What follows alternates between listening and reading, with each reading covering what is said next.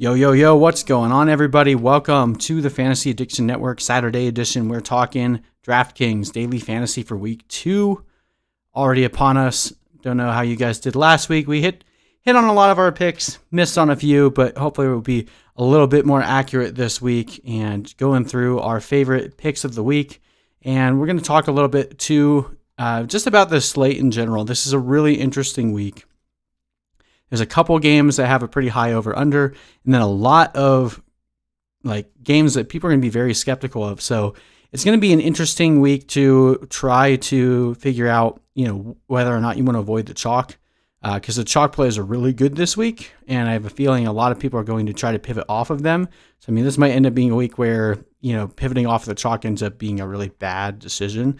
And then in my opinion, there's also some fake shootout type games as well. So you can go through our start sets where we talk individually on each game, but looking specifically at DraftKings, go through our picks this week. So clearly the biggest stack of the week, the chalkiest plays are going to be Dak Prescott and Matt Ryan. That being said, they could very easily be the number 1, number 2 quarterback on the week, playing a potential massive shootout game. We saw how terrible Atlanta was on defense last week. Russell Wilson put up the number 1 scoring week against them last week, and then obviously Matt Ryan going against Dallas will have to keep up in that game. Both of these guys are a good bit cheaper than Lamar Jackson, so depending on who you're stacking, who you're running it back with, definitely need to have a few lineups where you have these guys in there. But again, talking a little bit further into trying to avoid the chalk, Kyler Murray versus Washington is interesting. Kyler Murray gives you that opportunity to potentially hit the 300 passing yards and the 100 rushing yards and gets you that double bonus. We saw last week Kyler Murray had 100 rushing yards, and then unfortunately he lost it due to the fact that he took some shotgun snaps for kneel downs, which, that really sucked. But, hopefully they don't end up in that position again this week. But, having that potential is the exact thing that brings Lamar Jackson's ownership up so much every single week, and Kyler Murray definitely brings that to you. Washington's defense looked a little scary last week against the Eagles, but Kyler Murray is a bit more mobile than Carson Wentz. DeAndre Hopkins is definitely better than anything they have in Philadelphia, so I think Kyler Murray is a decent pivot play if you're trying to avoid the chalk with Dak and Matt Ryan. In terms of cash games, guys that we're definitely not really interested in doing too much stacking with, but guys that I think will be fine on their own and a little bit cheaper with Mitch Trubisky. So Mitch Trubisky threw up 3 touchdowns last week, but he looked pretty bad up until the fourth quarter. That being said, the New York Giants defense was basically non-existent last week against the Pittsburgh Steelers, so I think he's a fine play in cash games this week. Josh Allen as well going against Miami. Last year, he performed very well against Miami, had a good game last week against the New York Jets. The Miami defense doesn't look imposing much so at all, so I think Josh Allen is definitely a decent shot for you in cash games. Now, for some other interesting players, if you're avoiding Dak Prescott and Matt Ryan, obviously you can go all the way up to Lamar Jackson. Playing against Houston, last time they played Houston, they threw up 41 points, and I wouldn't be surprised if they had a similar showing this week. Yes, it is in Houston, but I think Lamar Jackson is going to be unstoppable for that putrid defense over there in Houston. So give Lamar Jackson a shot in your lineup. Definitely can use him in both tournaments and cash this week. Now, another high over-under on the slate that isn't getting nearly as much talk about in the fantasy industry right now, and I definitely see why, because there's some concern as to whether it's going to be more of a ground and pound kind of game, but the Vikings and Colts, I'm pretty interested in Kirk Cousins over there this week. You can stack him with Adam Thielen and then run it back with guys like Paris Campbell and Jonathan Taylor. Coming in at $5,900, if you're looking for a cheap, low-owned quarterback, I think Kirk Cousins definitely gives you play in both cash and tournament lineups. And then Gardner Minshew again, last week only threw the ball 19 times, but had 3 touchdowns. We'll see Tennessee is a little bit more of an imposing defense than the Colts, but I think there would be enough garbage time there for him to potentially still put a pretty decent fantasy showing out there, and a low price of $5,800 allows you to jam a couple of these other running back and wide receiver stacks that we're looking for. So these are my picks this week across the board for the quarterbacks. Jumping over to the running backs, talking tournament plays, Miles Sanders is my favorite play of the week. I'm sure there will be plenty of people on him, but he's not exactly chalk going against the Rams. People are scared with Aaron Donald there, but Aaron Donald is more of a pass rush, blow up kind of guy, and the Rams are more of a run funnel defense. Anyway, I think Miles Sanders is going to get a decent bit of work. Coming back, fully practicing all week. Lane Johnson also back to the offensive line, should hopefully look a little bit better than it did last week. Ronald Jones versus Carolina, another smash play for me in tournaments. Carolina is arguably the worst team against the run. We saw Josh Jacobs throw up 3 touchdowns against them last week. Look for Ronald Jones to be heavily involved in this game here. And then Clyde Edwards-Helaire, hopefully he'll be able to get in the end zone 2 times this week. Going against the Chargers, a little bit tougher of a defense and also a higher price point here. But overall, I do think that there will be less people on Clyde Edwards-Helaire than some of these other options. So if you're looking for a pivot play in tournaments, I think Clyde definitely gives you that upside. In terms of cast plays, I think Saquon Barkley has a rebound week against Chicago. We saw the tandem of Adrian Peterson and DeAndre Swift look pretty good last week against Chicago, and Saquon Barkley is, taking a lot of criticism for his pass blocking and his inability to get more than 6 yards on the ground this last week. I think he kind of plays with a chip on his shoulder this week going against Chicago. So, coming at $8,400, definitely expensive, but a guy I would be willing to throw in a few cast lineups. Aaron Jones demolishes Detroit every time he plays them, and it's in Green Bay. This could be a game that Green Bay actually controls pretty handily. Without Kenny Golladay there, this could end up being a blowout there in Green Bay, and I think Aaron Jones will get a lot of work. Look for him to get multiple scores this week. And then Todd Gurley is an interesting name there. We saw Malcolm Brown run all over the Dallas defense last week, which, say what you want about Todd Gurley, but he's better than Malcolm Brown. And even if this turns into a shootout, I definitely think Todd Gurley is involved enough to get at least 1 or 2 touchdowns, and this one should be involved in the passing game some as well. And then the chalk of the week is probably all 3 of these guys that's listed in the both category, but their matchups are so juicy. Again, it's one of those fade the chalk at your own risk type weeks. Ezekiel Elliott versus Atlanta. We saw last week Ezekiel Elliott totally destroyed the Rams, and the Atlanta Falcons gave up a massive game to Chris Carson, who barely saw the ball at all. So if Ezekiel Elliott gets 20 touches, this could turn into a massive week for him. Derrick Henry and destroying there's 3 things that are certain in life. There's death, there's taxes, and Derrick Henry absolutely demolishing Jacksonville. So Derrick Henry is going to be very highly owned, but he could also be the number 1 running back on the week, even in PPR formats. Absolutely love him in cash.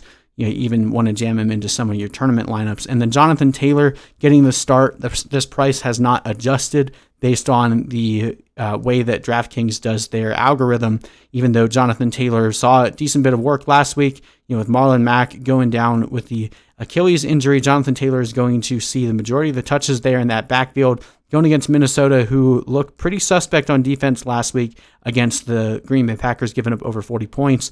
Jonathan Taylor is going to be a smash play this week. I guess you could also pivot to Nyheim Hines. Jonathan Taylor is probably going to be a little bit more owned than Hines. So if you're looking for a diversification play there, I definitely would consider that. And then a name I didn't throw up here, but if you're really just looking to diversify and try to find someone that is not going to be owned at all, Cam Akers would be an interesting name. He actually faced a lot heavier of I believe it was 8 men in the box, way more than Malcolm Brown did last week. So if you're looking for just an upside shot at a guy that's going pretty cheap right now, I guess Cam Akers would be another name I'd throw out there, but definitely a little bit of a riskier play. Okay, jumping over to the receivers. Again, got a lot of chalk here, but some other names here that I'm not hearing as much being talked about. So in tournament plays, obviously you're going to be stacking Matt Ryan with guys like Calvin Ridley. You can also talk about Russell Gates here as well. We'll talk in the tight ends about Hayden Hurst, but Calvin Ridley is my favorite of the week.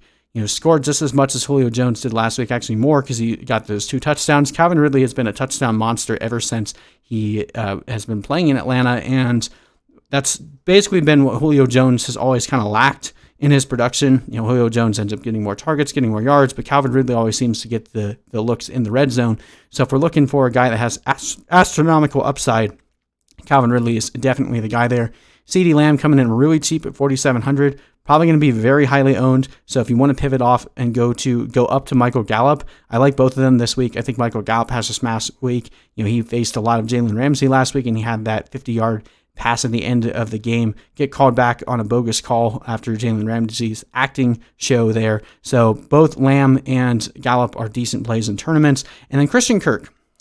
This is a more of your dart throw, shot at upside. Christian Kirk had a few deep targets last week that just didn't convert, but we saw Jalen Reagor get open on multiple attempts against Washington last week. Deshaun Jackson has obviously done it in the past as well, but Carson Wentz wasn't able to connect with Jalen Reagor on any more than just that one 50-yard bomb, and even that was underthrown. Jalen Reagor could have easily had like two 70-yard touchdowns last week, so if Christian Kirk is able to do what Jalen Reagor did last week, I believe that Kyler Murray can actually hit him deep. He's a bit more accurate deep down the field than Carson Wentz, and I think he'll be able to run for you a little bit more. So Christian Kirk is a massive dart throw, but someone that I think that will end up being in the Millie Maker if he actually is able to land a couple of those deep bombs.